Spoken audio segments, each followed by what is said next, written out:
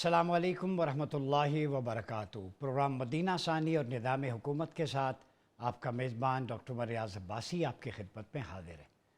नाज़रीन, मशरिक़ वस्ता बिलखुसूस अल-कुद्स से लेके करबलाए मुअल्ला तक, तेहरान से लेके शाम तक, पूरे का पूरा आलम इस्लाम आग और खून की लपेट में है। कहीं पे अग़यार के हाथों, सहूनियत के हाथों, कहीं पे आपस में गुत्थम गुत्था है। ये फितने, इब्तिला व आजमाइश आज की बात नहीं है। प्रॉब्लम यह है कि हम डाइव नहीं करते कुरान और सुन्नत में। अल्लाह रब्बुल इज़्ज़त ने डिवाइन कमांडमेंट में इन तमाम फितनों के बारे में और उनके सद्देबाब के बारे में आपको लाए अमल दे दिया था। और करीम आका अलैहिस्सलाम ने अपने फ़रामीन के ज़रिए किताबुल मलाहिम, chapter of Wars, Holi Wars, उसके बारे में किन मकामात पर होंगी, कैसे लड़ी जाएंगी, मुकाबले में लश्कर कौन से होंगे, ममालिक कौन से होंगे, झंडे कितने होंगे, ये भी बता दिया। इवन आपके एनिमीज़ की कत्ल गाहें, मक्तल भी बता दिए और आपकी स्ट्रेंथ भी बता दी।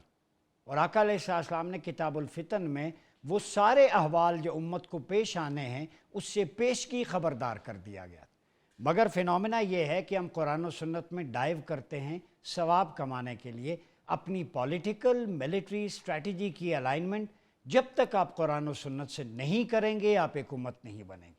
आप अपने अपने तासुबात, अपने अपने झंडे, अपनी अपनी सरजमीन, अपना अपना सिक्का और लॉ एंड ऑर्डर लेके चलेंगे, लेकिन आपको हिस्सों में बांट कर मारा जाएगा जैसे किसी जानवर को रस्सियों से बांध कर मारा जाता है। यही हाल आज उम्मत मुस्लिमा का है। ऐसा क्यों है? कुरान में अगर देखें सूरह यूनुस में तो अल्लाह रब्बुल इज़्ज़त फरमाता है, फ़क़ालू अलल्लाहि तवक्कलना रब्बना रब्बना ला तजअलना फितनतल लिल कौमिज़ ज़ालिमीन। कुरान वाज़ेह है कि उन्होंने अर्ज़ किया, हमने अल्लाह पर तवक्कुल किया और उन्होंने क्या कहा, ए हमारे परवरदिगार, हमको इन ज़ालिमों के लिए फ़ितना ना बना। ये पनाह मांगने की बात है फितने से। फिर करीम आका अलैहिस्सलाम ने जो फितनों के बारे में फरमाया, इन्नल्लाह रुफ़ी अली अद्दुनिया फ़अना अंज़ुरु इलैहा व इला मा हुआ काइनुन फ़ीहा इला यौमिल क़ियामा कमा अंज़ुरु इला कफ़्फ़ि हाज़िही जलियान मिनल्लाहि जलाहु लिन्नबिय्यिही कमा जलाहु लिन्नबिय्यीन क़ब्लहु। करीम आका फरमाते हैं, बेशक अल्लाह ने मेरे सामने दुनिया को ऐसे पेश कर दिया गोया मैं उसे देख रहा हूँ, और जो कुछ क़यामत तक होने वाला था उसे भी देख रहा हूँ, और मैं अपनी इस हथेली को देख रहा हूँ। और अल्लाह ने उसे अपने नबी करीम सल्लल्लाहु अलैहि वसल्लम पर ज़ाहिर किया जैसा उसने साबका अंबियाए किराम अलैहिमुस्सलाम पर ज़ाहिर किया था। फिर आका अलैहिस्सलाम ने फरमाया कि क़यामत से पहले 6 अलामात होंगी। पहली, हुज़ूर ने फरमाया, मेरा दुनिया से ज़ाहिरी विसाल, पर्दा फरमाना। फिर बैतुल मक़दस की फ़तह। फिर शाम के इलाके में एक मंजिल होगी जहाँ पर मेरी उम्मत उतरेगी। फिर तुम में एक फ़ितना वाक़े होगा। फिर किसी अरबी का घर बाकी नहीं रहेगा मगर फ़ितना उसमें दाखिल हो जाएगा। फिर रोमी तुमसे सुलह करेंगे, फिर तुम्हें धोखा देंगे और तुम उनके ख़िलाफ़ लड़ोगे। इसके बाद करीम आका अलैहिस्सलाम फरमाते हैं कि इस्लाम में 4 फ़ितने, हुज़ैफ़ा बिन यमान की अक्सर रिवायात एंड ऑफ टाइम से मुताल्लिक़ उनसे मरवी हैं। फरमाया चौथा फ़ितना दज्जाल का होगा, और ये दज्जाल का फ़ितना बड़ा सख्त होगा, और मेरी उम्मत सैयदना इमाम महदी और ईसा अलैहिस्सलाम की लीडरशिप में उसको मकाम लुत्फ़ पर कत्ल करेगी, जहाँ पर अब बिन गोरियान एयरपोर्ट बन चुका है। फिर करीम आका ने जंग अज़ीम मलहमतुल उज़्मा के बारे में बताया कि वो फ़लस्तीन की हर मकदून वादी के अंदर लड़ी जाएगी मुसलमानों और यहूदियों के दरमियान। तो मेरा एक सादा सा सवाल है, पैनलिस्ट बैठे हैं, जब आपकी सारी मिलिट्री स्ट्रैटेजी, लोकेशंस, पॉलिसी, लश्कर, सब कुछ बिलाद शाम, हिजाज़ मुक़द्दस, इराक़, फ़लस्तीन से मुताल्लिक़ है, तो जहाँ पे सब कुछ स्टेज सजना है और आपके रहबर मौज़म करीम आका अलैहिस्सलाम ने आपको प्लेट में रख के सारा नसाब दे दिया, ये होगा, इस तरह करना होगा, शाम में फ़साद होगा, क्या करो, फितना अरबों के यहाँ दाखिल होगा, वो तबाह होंगे, उस वक्त क्या करना है, इस्तांबुल टॉपल होगा, फिर दोबारा फतह होगा, क्या करना होगा, ये सारी पॉलिसीज़ मौजूद हैं। क्या वजह है कि हमारे दीनदार लोग, दुनियादार लोग, पॉलिसी मेकर, मुफ्तियाने किराम एंड ऑफ टाइम की इन प्रिडिक्शंस के मुताबिक अपनी पॉलिसी सेट क्यों नहीं करते? آج امریکہ چڑھ دوڑا ہے کربلائے معلیٰ پر، 369 عراقی مسلمانوں کو تہہ تیغ کر دیا گیا، مگر کوئی پوچھنے والا نہیں۔ غزہ کے بچے، ان کے پیٹ، ان کی ہڈیاں نکل چکی ہیں جیسے سوڈان میں، افریقہ میں، قحط زدہ علاقوں میں ہوتا تھا، مگر کوئی ایک پانی کی بوتل دینے والا مسلمان ملک نہیں ہے۔ کب تک تم اپنے اڈے اور اپنی حفاظت کے لیے امریکہ اور اسرائیل کی لڑائیاں لڑتے رہو گے؟ ایک ملٹری الائنس کیوں نہیں بنتا؟ کیوں پاکستان، ترکیہ، سعودی عرب، قطر، مصر ایک ملٹری الائنس سے تو شروع کر سکتے ہیں؟ آپ ہمیں تانا دیتے ہیں، آپ کتابی باتیں کرتے ہیں امت کی، امت ایسے بھی تو بن سکتی ہے کہ ملٹری الائنس ایک ہو، فورن پالیسی ایک ہو۔ کس نے روکا ہے ایسا کرنے سے؟ کون سا خرچہ آئے گا اس پہ؟ کیوں حج کو پولیٹیکل ٹورزم بنا کے وہاں سے اناؤنس نہیں کرتے کہ آج کے بعد ایک ملک پہ حملہ، پورے عالم اسلام پہ حملہ ہوگا؟ میں دیکھتا ہوں 24 گھنٹے میں کشمیر، فلسطین، سارے مسائل کیسے حل نہیں ہوتے۔ آپ لاکھوں خرچ کرتے ہیں سیمینارز پہ۔ اس وقت مڈل ایسٹ خاک و خون میں لپٹا ہے اور مسلمان دہائی دے رہے ہیں۔ آپ کی بیٹیاں بھیک مانگ رہی ہیں ترکیہ کی سڑکوں پہ، شام کی بچیاں، آپ کے فلسطینی در بدر کی ٹھوکریں کھا رہے ہیں۔ کب اس امت کی غیرت جاگے گی؟ کب ہوش آئے گا؟ ہر کوئی اپنے نظام، اپنے جھنڈے، اپنی عصبیت پہ نکلا ہوا ہے۔ آخر امت مسلمہ کب تک آلہ کار بنے گی غیروں کا؟ اور مشرق وسطیٰ کا اینڈ کیا ہوگا؟ مندب سے جو آغاز ہوا تھا وہ ہرمز تک چلا گیا ہے، اور ریڈ سی لگتا ہے وہ بھی بلڈ سی بننے جا رہا ہے۔ ان سارے احوال پہ بات کرنے کے لیے ہمارے ساتھ ہیں ماہر بین الاقوامی امور ڈاکٹر خرم اقبال صاحب۔ ڈاکٹر صاحب آپ کا بہت شکریہ۔ اور ہمیں جوائن کیا ہے ماہر تعلیم، اسکالر ہیں ڈاکٹر عبدالبصیر قاضی صاحب۔ ڈاکٹر صاحب آپ کا بھی بہت شکریہ۔ ڈاکٹر صاحب آپ سے آغاز کرتا ہوں، انٹرو میں نے آپ کے سامنے رکھ دیا۔ جو ابھی ہم اینڈ آف ٹائم پہ ہی ہیں، فتنوں کے دور میں ہی ہیں، اس کے مختلف فیزز ہیں۔ یہ کتاب الفتن میرے سامنے ہے، تقریباً کو تو 12-13 ادار احادیث کے چیپٹرز ہیں۔ حضور نے فرمان دے دیے، ملٹری اسٹریٹجی آپ سے بیسٹ کسی نے نہیں دی، لوکیشنز بھی بتا دی۔ اب 80 سے 90% آپ کی ملٹری اسٹریٹجی کا سینٹرل پوائنٹ بلاد شام ہونا چاہیے نا، اس پہ فوکس۔ جب بتا دیا گیا آخری جنگ بھی وہی ہوگی، وہیں پہ یہ ہوگا، تو کیوں مسلمان جانتے بوجھتے ہوئے اپنے نبی پاک صلی اللہ علیہ وسلم کے فرامین کو جھٹلا کر اکٹھے کیوں نہیں ہوتے؟ ڈاکٹر صاحب اس کی دو وجوہات ہیں۔ ایک تو ظاہر ہے کہ اس وقت امت ایک کانسیپٹ کے طور پر تو موجود ہے، لیکن ایک پولیٹیکل اینٹیٹی کے طور پر موجود نہیں ہے۔ اور اس کی دوسری وجہ یہ ہے کہ اینڈ آف ٹائمز کی جتنی بھی یہ پریڈکشنز تھیں، اسرائیل میں تو وہ پالیسیز کو گائیڈ کر رہی ہیں، اسی طرح سے امریکہ میں جتنی بھی یہ جنگی حکمت عملی ہے، ساری یہ اپوکلپٹسزم سے جڑی ہوئی ہے۔ لیکن اگر آپ بات کر لیں اسلامی ممالک کی، تو آج بھی وہ جو قومی مفادات ہیں ان سے جڑے ہوئے ہیں، اور اس لیے شاید اقبال نے کہا تھا کہ ان تازہ خداؤں میں بڑا وطن ہے۔ تو دیر از اے لانگ ڈبیٹ، لیکن اب بات یہ ہے کہ جب وطن کا کانسیپٹ ڈکٹیٹ کرتا ہے آپ کے انٹرسٹ کو، تو یہی وجہ ہے کہ آپ کو یہ پورے ایک اسلامی ممالک میں اتنی زیادہ آپ کو انتشار دیکھنے کو ملتا ہے کہ ایک ایسی جنگ جو غزہ سے شروع ہوئی، آج اس کے کوئی 9 محاذ کھل چکے ہیں، اور وہ 9 کے 9 محاذ اس وقت اسلامی دنیا میں موجود ہیں۔ غزہ سے کام شروع ہوا، ایران پر گیا، اس کے بعد سعودی عرب میں حملے ہوئے، کویت میں حملے ہوئے، عراق میں حملے ہوئے، ایجپٹ میں حملے ہو گئے۔ اور انٹرسٹنگلی جس شیطان نے یہ جنگ کا آغاز کیا تھا، آج وہ اس پورے معاملے سے اپنا دامن چھڑوا کے کھڑا ہوا، اور وہ ہے اسرائیل۔ گزشتہ کئی ہفتوں سے آپ نے دیکھا ہوگا کہ اسرائیل کی طرف سے کوئی حملہ نہیں ہوا، نہ اسرائیل پر کوئی حملہ ہوا ہے، اور اسرائیل اس تمام چپکلش سے جو کہ اسلامی ممالک میں چل رہی ہے وہ لطف اندوز ہو رہا ہے، اور لگ یہی رہا ہے کہ وہ ایک جنگ جو کہ اسرائیل اور امریکہ نے ایران کے خلاف جنگ شروع کی تھی، اب وہ ایک انٹرا اسلامک ایک وار شاید بن جائے، اگر تو ہمارے حکمرانوں نے ہوش کے ناخن نہ لیے۔ اب اس میں ظاہر ہے کہ کچھ جو توقعات ہیں وہ ایران سے بھی ہمیں لگانی چاہیے، کیونکہ ایران کئی موقعوں پر ہم دیکھ رہے ہیں کہ وہ اس طرح سے تدبیر اور حکمت کا دامن نہیں وہ پکڑ رہا ہے جیسے اس کو کرنا چاہیے۔ مثال کے طور پہ گلف میں یقیناً امریکہ کی بیسز موجود ہیں، اور وہ لیجیٹیمیٹ ٹارگٹ ہیں ایرانین پوائنٹ آف ویو سے، لیکن جب آپ ان بیسز کو چھوڑ کر انرجی انفراسٹرکچر پر نشانہ بناتے ہیں, سویلین انفراسٹرکچر پر نشانہ بناتے ہیں, تو پھر ان ملکوں نے بھی اپنی ایک ڈیفنس اسٹریٹجی بنانی ہے. پاکستان ایک طویل عرصے سے ایران کو یہ سمجھانے کی کوشش کر رہا تھا کہ اسرائیل کی یہ جو ایک جارحانہ جنگ ہے, اس کا مقابلہ آپ تنہا نہیں کر سکتے ہیں, آپ کو دیگر اسلامی ممالک کے ساتھ مل کر اس جارحیت کا مقابلہ کرنا ہوگا.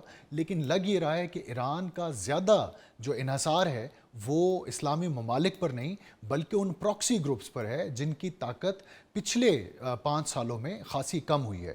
تو ضرورت اس امر کی ہے کہ OIC کا ایک ہنگامی اجلاس بلایا جاتا جہاں پر یہ تمام اسلامی ممالک مل بیٹھتے, اور یہ راکٹ سائنس نہیں ہے ان معاملات سے نکلنا باہر.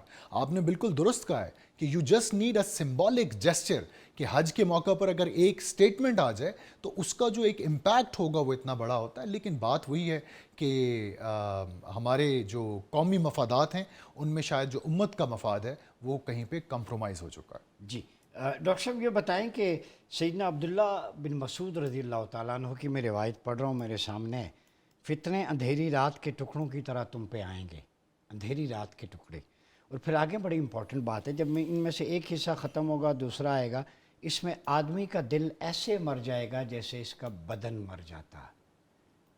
جلیل القدر صحابی نے اس وقت بھانپ لیا کہ تمہارے دل مردہ ہو. جو ڈاکٹر صاحب نے بات کی نا, احساس, حمیت, غیرت, وہ حج کے موقع پر اناؤنسمنٹ, تو آپ کیا سمجھتے ہیں؟ میرا سمپل سا سوال ہے, پورا مغرب امن میں ہے, امریکہ ان کی سوسائٹی حالت امن میں ہے, باقی ممالک امن میں ہے, مسلمانوں کا سرمایہ, مسلمانوں کی سرزمین, مسلمانوں کی لاشیں, یہ کیوں نہیں سمجھ آتی؟ میرے ذہن میں قرآن پاک کی ایک آیت آ رہی ہے جس میں اللہ سبحانہ تعالیٰ فرماتے ہیں محمد الرسول اللہ والذین معہ اشداء علی الکفار رحماء بینہم. میرے خیال میں یہ بہت اچھے طریقے سے ایکسپلین کرتی ہے کہ ڈیفائن کر دیا کہ مسلمان اصل میں وہ ہیں جو ساتھ ہیں رسول اللہ صلی اللہ علیہ وسلم کے, ٹھیک ہے, اور پھر اس کے بعد 2 کوالٹیز بتائیں کہ وہ آپس میں تو رحماء بینہم, ان کے آپس میں تو رحم کا رشتہ ہے, اور ان کا کفار کے ساتھ شدت والا, سیویر والا رشتہ ہے. میں آپ سے پوچھتا ہوں, آپ نظر دوڑائیں اس وقت پوری اسلامی دنیا پہ, تو آپ کو کیا نظر آتا ہے کہ ہم جو ہیں چاپلوسیاں کر رہے ہیں, ان کی دوستیاں کر رہے ہیں, ان کے ساتھ آپ نے مراسم بڑھا رہے ہیں ان کے ساتھ, اور اپنوں کے ساتھ کیا کر رہے ہیں؟ ہم شدت والا سلوک کر رہے ہیں. ہمیں تو کہیں بھی رحماء بینہم الٹ ہو گیا. تو جب آپ کا سوال, تو جب ہم نے اس بیسک فارمولے کو الٹ کر دیا کہ جس کو اس کلمے کی روح سے ہمارا بھائی بنایا, اور اب تو اس حد تک ہو گیا ہے یہ ڈویژن در ڈویژن کہ جس کو کہ ایک نیشن ہم کہہ رہے تھے, فالس کانسیپٹ تھا, مینوفیکچرڈ کانسیپٹ تھا کہ لیکن جی وطن کا کانسیپٹ, جیسے ڈاکٹر صاحب نے پوائنٹ آؤٹ کیا پاکستان, تو اب تو ہم اس پاکستان کے اندر بھی توڑنے پہ آئے ہوئے ہیں, اس لیے کہ بھئی ہمیں یہ گوارا نہیں ہے کہ یہ کوئی اپنا جو ہے نا حق مانگے, یہ کوئی ڈیسنٹ زندگی گزار سکے. ہم نے وہی کرنا ہے جو ہمیں پیچھے سے آرڈر مل رہا ہے, اور اس آرڈر کو ہم نے پورے طریقے سے امپلیمنٹ کرنا ہے, چاہے اس کا مطلب یہ ہو کہ مڈل ایسٹ تباہ ہوتا ہے, چاہے اس کا مطلب یہ ہو کہ ہمارا ملک تباہ ہوتا ہے, جو بھی ہوتا ہے. اچھا ڈاکٹر صاحب, اس میں ایک چیز اور آپ بتائیں کہ ابھی جیسے آپ نے ایران کی بات کی, میں نے کہا سرمایہ اپنا, سرزمین اپنی, بارود اپنا, لاشیں بھی اپنی اٹھا رہے ہیں, تو لیڈ مسلمانوں میں سے کون لے سکتا ہے؟ اور یہ قضیہ جو ہے, چونکہ آبنائے ہرمز جو یہ ایک ڈیپ سی روٹ ہے اور مندب بھی, دنیا کی 80% اکانومی کا, تجارتی روٹس کا انحصار انہی 2 پہ ہے, تو کیا دیکھتے ہیں, کیونکہ پاکستان میں بھی پیٹرول پرائسز, اس کا امپیکٹ پاکستان پہ پڑا ہے, دیگر ملکوں پہ بھی پڑا ہے, تو اگر یہ نہیں کھلا تو اس میں کیا مفادات ہیں؟ اور دوسرا یہ بتائیں کہ ڈونلڈ ٹرمپ پہ کون اعتبار کرے؟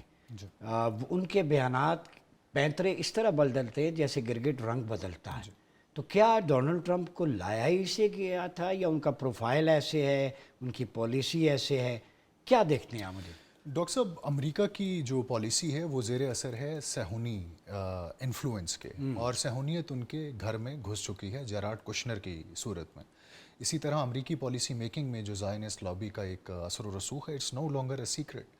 تو یہ ایونجیلیکل جو بیس تھی ٹرمپ کی, انہوں نے ٹرمپ کو اسی مینڈیٹ کے ساتھ وائٹ ہاؤس میں بھیجا تھا کہ آپ تاریخ کی آخری جنگ لڑیں جس کے بعد کرائسٹ کا دوبارہ ایک ظہور ہو, اور سو کالڈ جو ان کی پروفیسیز ہیں ان کے مطابق دنیا آگے بڑھے اور یہ سارے معاملات طے پائیں.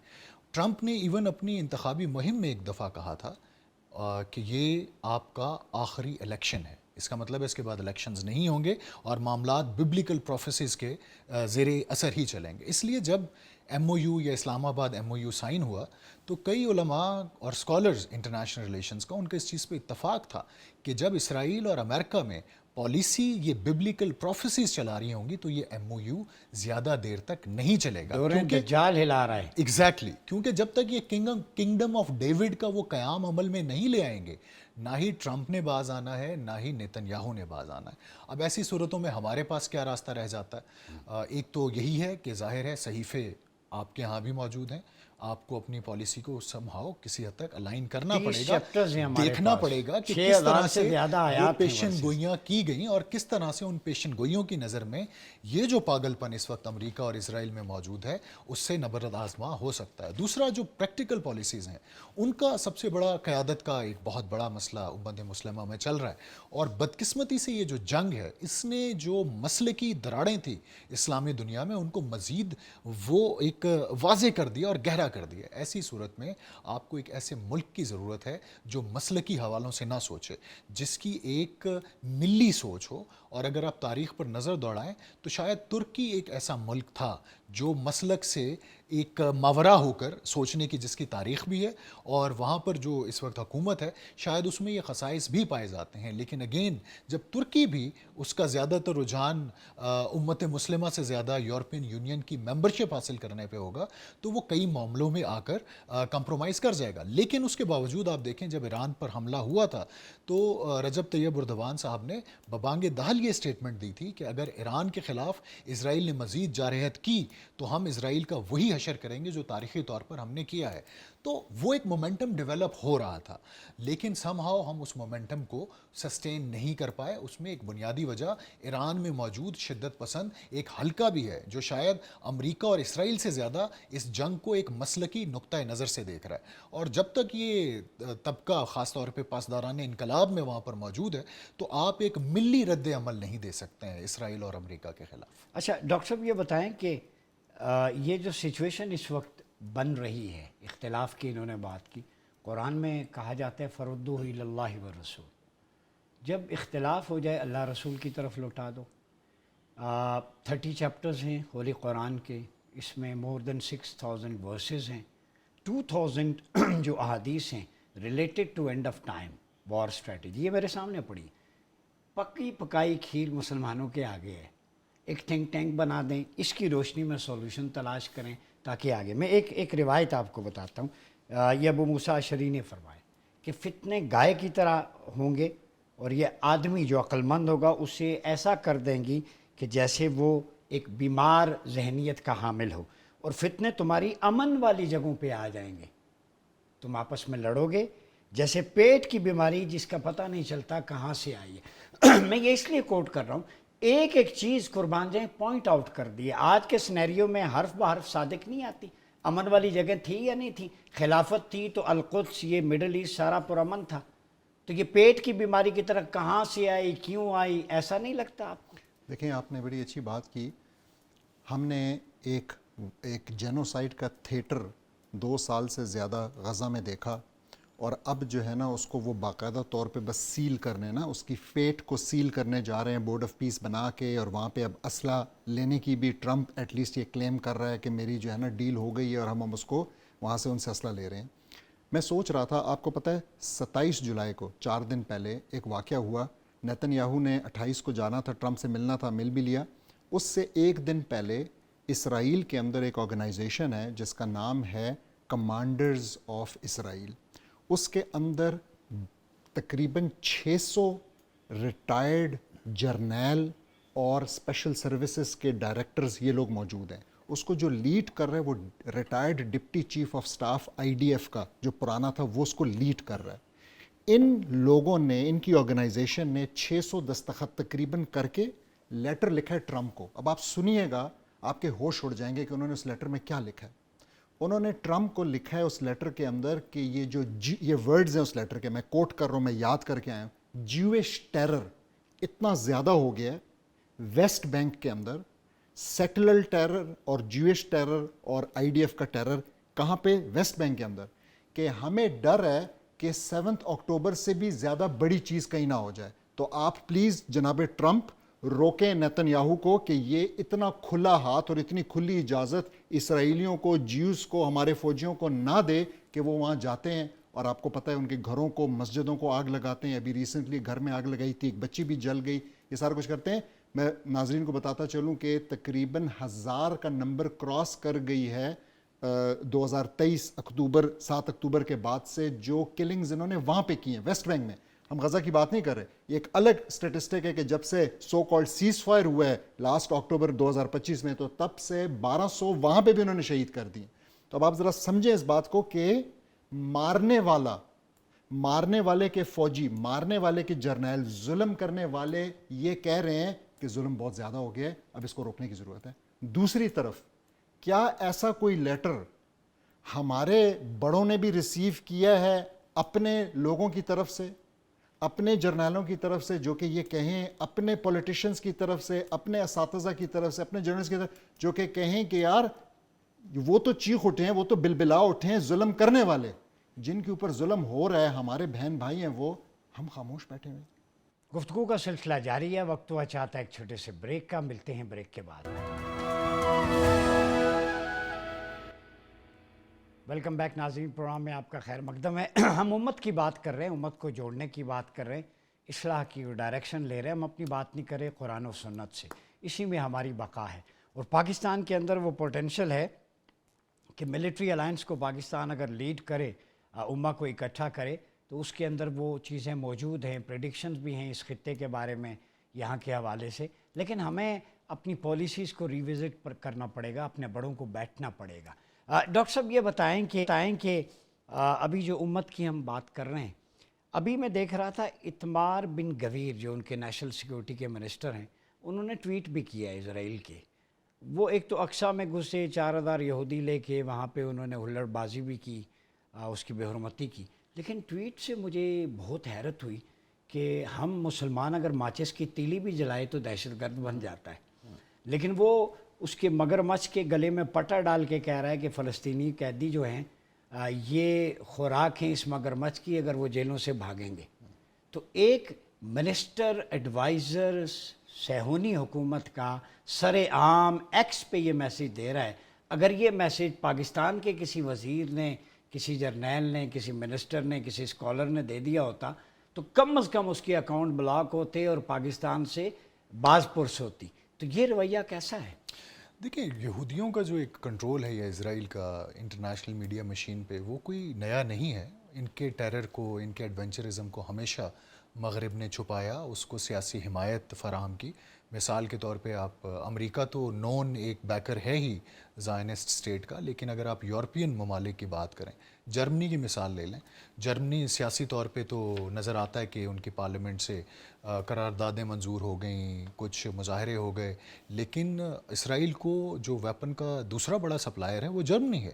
اسی طرح سے اگر آپ یہ یورپین سپورٹ، وہ بے شک میڈیا کی ڈومین میں ہو، وہ معیشت کی ڈومین میں ہو، آپ ہٹا لیں تو شاید اسرائیل کے لیے سروائیو کرنا مشکل ہو جائے. جرمنی ہولوکاسٹ کا داغ تو نہیں دھو رہا؟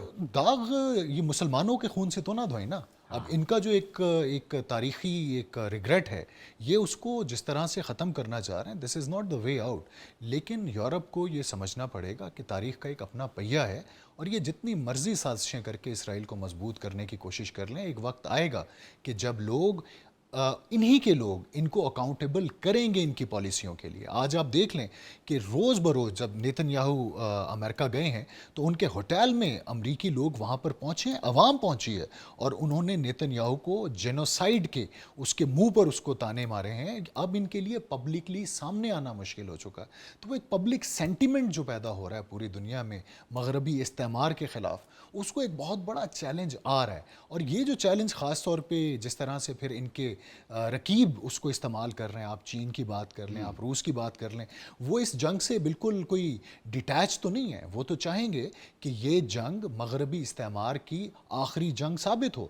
یہی وجہ ہے کہ چین اور روس ڈھکے چھپے ایران کی مدد بھی کر رہے ہیں، اس کو اسلحہ بھی فراہم کر رہے ہیں، کیونکہ جس طرح سے امریکہ یہ چاہتا ہے کہ روس یوکرین میں اسی طرح سے پھنسا رہے، تو روس بھی چاہے گا کہ امریکہ ایران کے خلاف اس جنگ میں اسی طرح سے پھنسا رہے تاکہ امریکی قوت جو بچی کچی رہ گئی ہے افغانستان میں شکست کے بعد وہ بھی ختم ہو جائے. تو یہ انٹرنل اور ایکسٹرنل چیلنجز مغربی استعمار کو بہت بڑے آ رہے ہیں اور اس کی سب سے بڑی وجہ ان کا نظریاتی طور پر کھوکھلا ہونا ہے. انہوں نے ہمیشہ انسانیت کی بات کی لیکن انہوں نے ساری دنیا میں جینوسائڈز کی, ان کی ایک تاریخ ہے کولونائزیشن کی, اور ایپسٹین دیکھ لیں ابھی لیٹسٹ. ایگزیکٹلی. تو وہ ایک اخلاقی گراوٹ کا شکار ہیں اور میرا نہیں خیال کہ اس نظریاتی کھوکھلے پن کے ساتھ مغرب اپنی چودراہٹ زیادہ عرصے تک قائم رکھ سکتا ہے. اچھا ڈاکٹر صاحب یہ بتائیں, حضرت کعب کی روایت ہے, چونکہ آپ کو میں اس لیے الائن کر رہا ہوں ڈاکٹر صاحب, آپ یہ شو آج کا جو ہے نا, آج کی گفتگو بہت کم لوگ کرتے ہیں.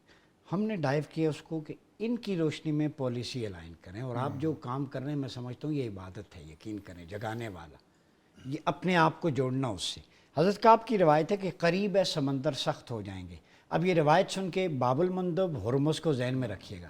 سلام حضور کے صحابہ, اس دور میں وہ بات, ایسی لیڈرشپ ہوتی ہے ویژنری. 1400 سال پہلے کہہ دیا تھا قریب ہے ڈاکٹر صاحب, سمندر سخت ہو جائیں گے حتیٰ کہ ان میں کشتیاں نہ چل سکیں گی. سبحان اللہ. میرے رونگٹے کھڑے ہو گئے یہ بات سن کے. حضور کا ایک صحابی کعب رضی اللہ تعالیٰ عنہ بیان کرے, اور خشکی زمین اتنی سخت ہو جائے گی کہ کسی میں یہ طاقت نہ ہوگی کہ وہ اپنے گھر میں بھی پناہ لے سکے. اس حدیث کی روشنی میں آج کے حالات بتائیں. پھر کہتے ہیں ہمیں اس سے نہ جوڑیں, یہ پڑھیں, یہ مجھے ایماندار دو صاحبان فکر و دانش شخصیات ہیں یار, اس سے زیادہ پلیٹ میں رکھ کے ڈاکٹر صاحب کوئی دے سکتا ہے؟ اگر مجھے اجازت دیں ڈاکٹر صاحب سے تھوڑی دیر اس پہ بات کرنے کے لیے. آپ بین الاقوامی تعلقات بھی پڑھاتے رہے ہیں پاکستان کی جامعات میں, آپ میڈیا سے بھی جڑے ہوئے ہیں. آپ نے کبھی دیکھا کہ اس کلام کو, حکمت کے اس ذریعے کو کبھی میڈیا ڈسکورس میں یا بین الاقوامی تعلقات کے ڈسکورس میں لانے کی کسی نے کوشش کی ہو؟ بہت بڑی بات کہہ گئے آپ, اور یہ سلیبس میں بھی نہیں ہے. سلیبس میں بھی نہیں ہے. آپ لانے کی کوشش کرتے ہیں, آپ کو سائیڈ لائن کر دیا جاتا ہے, تاکہ جو مغربی ایک تھاٹ پروسیس ہے بین الاقوامی تعلقات میں یا انٹرنیشنل پولیٹکس پہ جو ایک ڈیبیٹ چل رہی ہے, وہ انہی زاویوں اور انہی فریم سے دیکھی جائے جو وہاں پر ایجاد ہوا. اور یہ ٹی وی چینل نا, میں یہ نہیں کہ میں یہاں بیٹھا ہوں, خدا گواہ ہے, ہماری پالیسی یہ ہے کہ الائنمنٹ کریں لوگوں کی اپنی اس لٹریچر کے ساتھ جو بھلا بیٹھے. اور یہ چیزیں یقین, اب یہ روایت میرے لیے بھی نہیں تھی, حالانکہ میری ڈاکٹریٹ ہے اس سبجیکٹ میں ڈھونڈتا رہتا ہوں ایک ایک چیز. ڈاکٹر صاحب اس روایت کی روشنی میں ڈاکٹر صاحب نے کہا کشتیاں نہیں چل سکیں گی, زمین سخت ہوگی, پناہ نہیں ملے گی.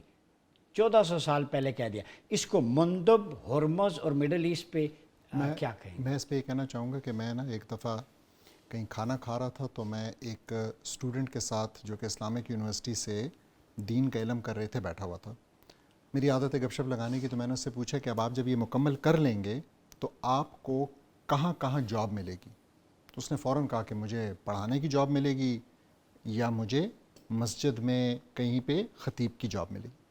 تو میں نے اس سے پوچھا کہ آپ مجھے بتائیں کہ ان دونوں سیکٹرز, یعنی جس میں کہ آپ نا واعظ و نصیحت کرتے, اس کے علاوہ کیا آپ کے اس علم کی آپ نے جو حاصل کیا, جو کہ ہمارے لیے ہم کہتے ہیں سب سے امپورٹنٹ علم ہے, اس کی کوئی اور پریکٹیکل یوٹیلیٹی نہیں ہے؟ نہ آپ کو کہیں پہ تجارت والے, بزنس والے بلانے کے لیے تیار ہیں, نہ آپ کو کہیں پہ, کہیں پارلیمنٹ میں, کہیں آپ کو عدالتوں میں, کہیں آپ کی, یعنی آپ نے جو چیز سیکھی ہے وہ تو اصل میں ہونا یہ چاہیے تھا کہ وہ زندگی کے ہر شعبے کے اندر اس کی ضرورت ہوتی. ٹھیک ہے, ہماری ہر پالیسی آپ کے اس کے پوری بیوروکریسی میں آپ ہوتے, لیکن آپ کا یہ علم ہم نے اس کو سائیڈ لائن کیا ہوا ہے. تو ہمارے لیے ہم واقعی ٹرو سینس میں ایک جمہوریت ہیں جس کے اندر لوگ بیٹھتے ہیں اور اپنی مرضی کے مطابق اپنی زندگی کے فیصلے کرتے ہیں. اور اب تو اور انٹرسٹنگ ہوتا جا رہا ہے, پچھلے چند سالوں سے ہم دیکھ رہے ہیں کہ اس کی بھی ضرورت نہیں رہی ہے کہ آپ لوگوں سے پوچھیں اور وہ کریں, بس ایک انسان یا چند انسان جو ہے نا وہ فیصلے کر لیتے ہیں. تو جب یہ سچویشن ہوگی تو آپ تو اس حدیث کی یا ایک صحابہ کے قول کی بات کر رہے ہیں. میں آپ کو کہہ رہا ہوں اللہ سبحانہ تعالیٰ نے جو اپنی کتاب میں کہا ہے, ہم اس کو روزانہ وائلیٹ کر رہے ہیں, ہم اس سے نہیں گائیڈنس لے رہے, ہم اس کو نہیں فالو کر رہے. کیا اللہ سبحانہ تعالیٰ نے ہمیں کلیئر کٹ آیات میں غزہ کا علاج نہیں بتایا ہوا تھا جو ہم نے یہاں پہ پڑھ پڑھ کے سنایا, وَمَا لَكُمْ لَا تُقَاتِلُونَ فِي سَبِيلِ اللَّهِ؟ تو کیا یہ قرآن کے اندر نہیں؟ تو ہم نے اس کو پس پشت ڈال دی ہے, ہم نے اس کو پیچھے کر دیا ہے, ہمارے لیے اس کی امپورٹنس نہیں. جب اس کی امپورٹنس ختم ہو جاتی ہے, جب آپ یہ کہتے ہیں کہ نہیں اب چیزیں میرے مطابق چلیں گی, اب میں جو ہے نا سرچشمہ ہوں, میں جو ہے بتاؤں گا کہ جی رول کیا ہے, قانون کیا ہے, حکم, حالانکہ اللہ سبحانہ تعالیٰ کہہ رہے ہیں ان الحکم الا للہ, कमांडमेंट डला है। बहुत शुक्रिया डॉक्टर अब्दुल बसीर काजी साहब, डॉक्टर खुर्रम इकबाल साहब। गुफ्तगू का सिलसिला जारी है। वक्त हुआ चाहता है एक छोटे से ब्रेक का, मिलते हैं। वेलकम बैक नाज़रीन, प्रोग्राम में एक दफ़ा फिर आपका खैर मकदम है। बात हो रही है मिडल ईस्ट जंग के शोलों की लपेट में ये ऊँट किस करवट बैठेगा, मुसलमान आपस में भी गुत्थम गुत्था हैं। इन तमाम इशूज़ पे बात करने के लिए हमारे साथ मौजूद हैं साबिक मुस्तकिल मंदूब अक़वाम मुत्तहिदा में पाकिस्तान के मुमताज़ दानिश्वर मुनीर अकरम साहब। मुनीर साहब, बहुत शुक्रिया आपने हमें ज्वाइन किया। ये बताइएगा कि अब मुसलमानों को आपस में लड़ाने की साजिश हो रही है, कैसे देखते हैं सिनेरियो? जी, मेरे ख्याल में मसले काफ़ी पेचीदा हो गए हैं। पाकिस्तान की तो कोशिश थी कि इस जंग को रोका जाए और इस जंग को फैलने से रोका जाए, पर अब जो फरीक़ैन हैं उनके दरमियान जो अब हमले जारी हैं, उससे तो यही नज़र आता है कि ये जंग फैल रही है। और इसमें मेरे ख़्याल में दोनों फरीक़ैन जो हैं, अमेरिका और ईरान, दोनों इस तरफ जा रहे हैं जिसमें मेरे ख़्याल में इम्कान बहुत बुरे हैं पूरे खत्ते के लिए और इस्लामी दुनिया के लिए भी बहुत बहुत खौफनाक हालात पैदा हो गए हैं। अच्छा मुनीर अकरम साहब, ये बताएं, पहली दफ़ा इसराइल की माना खेज़ खामोशी वो एक तमाशाई का किरदार अब अदा कर रहा है, उस तरह डायरेक्ट इन्वॉल्व नहीं है। क्या आप समझते हैं कि कहीं ना कहीं इसराइल अमेरिका के जो पॉलिसी मेकिंग है उस लॉबिंग में इन्वॉल्व है या बिल्कुल खामोश बैठा है? नहीं जी, मेरे ख्याल में बहुत इसराइल इन्वॉल्व है सब प्लानिंग में।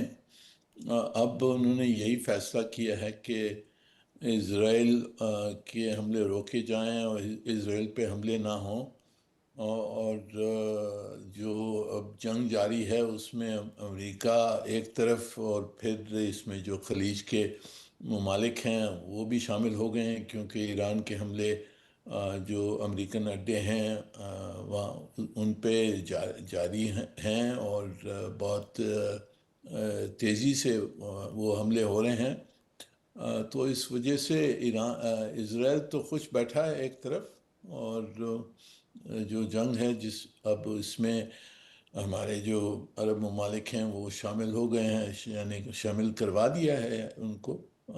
तो ये तो बड़ा बहुत खौफनाक मरला है हमारे लिए, और हमारी जो सालसी कोशिशें हैं वो जारी रहनी चाहिए, और इस जंग को रोकने की बहुत ज़रूरत है हमें, जो खित्ते को और पूरी दुनिया को।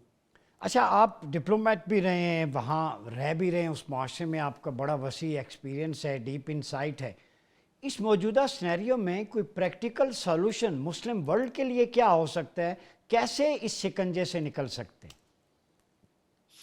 ये देखें भाई साहब, जो इस वक्त जो जंग की जो जड़ है वो है ये कंट्रोल ऑफ हॉर्मोज। ईरान ने दावा किया है कि हॉर्मोज का कंट्रोल उनके पास रहेगा, और आगे जाके भी वो कुछ न कुछ एडमिनिस्ट्रेशन जो है हॉर्मोज की वो ओमान के साथ मनवा कर कुछ ना कुछ तरीका ढूंढेंगे, पर हॉर्मोज का वो कंट्रोल नहीं छोड़ना चाहते हैं। अमेरिका और दूसरे ममालिक हैं वो नहीं चाहते हैं कि ईरान के पास ये कंट्रोल रहे, क्योंकि यानी कि 20% दुनिया का तेल और दूसरी तिजारत वहाँ से जाती है और ये कंट्रोल नहीं देना चाहते हैं। तो जड़ जो है इस वक्त वो हॉर्मोज का कंट्रोल है। अब उससे बढ़ गया है, बाबुल मंदब पे भी वो हूतीज़ ने वहाँ भी उसको बंद करने की कोशिश की है। तो ये मसला पेचीदा होते जा रहा है। कुछ न कुछ इसके ऊपर मुआहदा करवाना होगा। जो 5वां पॉइंट था MOU का, उस पे इख्तलाफ है, उसको क्लैरिफाई करवाना होगा और कोई मुआहदा करवाना होगा जिसके तहत ईरान और दूसरे जो ममालिक हैं अमेरिका और खलीज के ममालिक, उनमें कोई अमन आए कि किस तरह से हॉर्मोज को कंट्रोल करना है। ये जड़ है मेरे ख्याल में इस जंग की इस वक्त। اچھا یہ بتائیں، آخری سوال ہے کہ سعودی عرب کے ساتھ پاکستان کا ڈیفنس پیکٹ ہے، ایران بھی ہمارا برادر اسلامی ملک ہے، اس سینیریو میں پاکستان کس طرح ایک پلسرات کی سی پتلی باریک لائن ہے اس پہ سے گزر رہا ہے، کیا سجیسٹ کریں گے؟ یہ میرے خیال میں ہمارا جو ڈیفنس پیکٹ ہے سعودی عرب کے ساتھ وہ ہے to protect the sovereignty territorial integrity of Saudi Arabia. اگر سعودی عرب پہ یعنی کہ حملے ہوتے ہیں، یعنی کہ اڈوں پر نہ ہو، امریکن اڈوں کے علاوہ اگر سعودی عرب پہ جو حملے ہوتے ہیں تو پھر ہم نے ان کو کچھ نہ کچھ مدد کرنی ہوگی. اب ہم نے وہاں ڈپلائمنٹس بھی کی بھی ہیں، تو ان کو ہم نے مدد کرنی ہوگی. اور ہم نے میرے خیال میں یہ ایران کو ظاہر کر دیا ہے کہ ہماری آبلیگیشنز ہیں سعودی عرب کے ساتھ، تو اس کا خیال رکھا جائے. اب دیکھیے ایران کے جو حملے ہیں، ایران کے حملے ہیں، جو ان کی ملیشیاز، جو الائیڈ ملیشیاز ہیں ان کے حملے ہیں سعودی عرب پر، وہ جو اڈوں کے علاوہ اگر دوسری چیزوں پر ان کی دوسری آئل ریفائنریز یا اور دوسرے ان کے ٹینکرز کے اوپر حملہ ہوتا ہے تو پھر ہماری آبلیگیشن آ جاتی ہے وہاں ان کی مدد کرنے کے لیے. تو یہ ہم نے صاف کر دیا ہے اور اس پہ یعنی کہ بالکل کلیئرٹی ہونی چاہیے ہماری. بہت شکریہ منیر اکرم صاحب، آپ ہمارے ساتھ تھے. آپ کے وقت کا مقصد آج کی گفتگو کا یہ تھا، آپ دیگر چینلز پہ تو سنتے ہیں یہ ہو گیا، فگرز ہو گئے، فلاں نے یہ کہہ دیا، جو کچھ جس نے کہا وہ ایک الگ بحث ہے، لیکن یہ جو کچھ ہو رہا ہے کیوں ہو رہا ہے، اس کا حل کیا ہے، سولوشن کیا ہے. ہم نے کتاب و سنت کی روشنی میں اس کا حل تلاش کرنے کی کوشش کی اور نتیجہ یہی نکلتا ہے کہ ہمیں اپنے آپ کو جوڑنا پڑے گا. اپنی جو کہتے ہیں نا کہ الائنمنٹ ہماری گاڑی کی بھی ٹیڑھی ہو جائے تو اس کو ٹائر کو الائن کرتے ہیں کہ تاکہ ایک سمت ٹھیک رہے، ورنہ انجن پہ فرق پڑتا ہے. امت کا انجن ناکارہ ہوتا جا رہا ہے 57 اسلامی ممالک کا. میں سمجھتا ہوں ایک گاڑی بننا پڑے گا جس میں انجن کی اہمیت ہے، سٹیئرنگ کی، پرزوں کی، ٹائرز کی. تو اگر گاڑی کا ایک ٹائر کوئی ایک نکال کے لے جائے کہ میں اس ٹائر کے ساتھ آگے بڑھوں گا، پھر گاڑی 3 پہیوں پہ نہیں چل سکتی. 2 ٹائر اتار دیں تو 2 پہ نہیں چل سکتی. انجن نکال دیں، بے شک 2 کروڑ کی گاڑی ہو، V8 ہو، کوئی بھی ہو، انجن نکل گیا تو گاڑی کیسے چلے گی؟ تو عالم اسلام کا انجن قرآن و سنت ہے، جہاں سے اس کو روح ملتی ہے، طاقت ملتی ہے، جو کھینچتا ہے، جو سپیڈ اپ کرتا ہے. اس کی ڈرائیونگ فورس وہ فیول ہے، اور وہ فیول قرآن و سنت کی روشنی میں وہاں سے جنریٹ کرتا ہے. تو یہ ساری چیزیں الائن کرنے کا مقصد ہے. جیسے گاڑی کے پرزے ایک دوسرے کے ساتھ جڑے ہیں، امت بھی ایک دوسرے کے ساتھ جڑ جائے. امت کی گاڑی، امت کی کشتی ساحل مراد تک تب پہنچے گی جتنے بھی طوفان آ جائیں کہ جب وہ اکٹھی ہوگی، اس میں کوئی سوراخ نہیں ہوگا. اپنی اپنی عصبیت کے سوراخ، قومیت کے سوراخ، جھنڈوں کے سوراخ ختم کر کے کشتی کو مضبوط کریں. کشتی نجات امت کی قرآن و سنت ہے، خلافہ علی منہاج النبوہ ہے، وہ گورننس ماڈل ہے، اتحاد و یگانگت ہے. جب تک آپ یہ نہیں کریں گے پھر تھوڑا سا بھی ہوا کا جو ہے تھپیڑا کشتی ہچکولے کھانے لگتی ہے. اگر کشتی کو مضبوط بنانا ہے، اس کے سوار مضبوط ہوں، کشتی مضبوط ہو، پھر جتنی آندیاں آئیں، طوفان آئیں سمندر کے اندر، اس کو کوئی بھی اس کا کچھ نہیں بگاڑ سکتا. امت کو اپنی لائن آف ایکشن درست کرنی ہوگی. اور میں سمجھتا ہوں ڈاکٹر خرم اقبال، ڈاکٹر عبدالبصیر قاضی جیسے مبالغہ آمیزی نہیں ہے. جب ایسے لوگ تھنک ٹینکس میں بیٹھیں گے، پیسفل انیشیٹو لیں گے، جو انکلوسیونیس، ڈائیورس ماڈل لے کے آئیں گے، جو الائن کریں گے آج کی یوتھ کو، تو ہمارا پاکستان بھی بہتر بنے گا. میں تو کہتا ہوں کہ ہمیں اپنی جو تھاٹ پروسیس ہے اس میں بھی لیڈ لینی چاہیے پاکستان کو. یہاں پہ ایک تھنک ٹینک بنائیں، ان جیسے احباب حل و عقد کا تھنک ٹینک بنائیں جو پاکستان کو، امہ کو فیوچر کی گائیڈ لائن دے سکے. اپنا بہت خیال رکھیے. اپنے میزبان ڈاکٹر عمر ریاض باسی کو اجازت دیجیے. اللہ حافظ.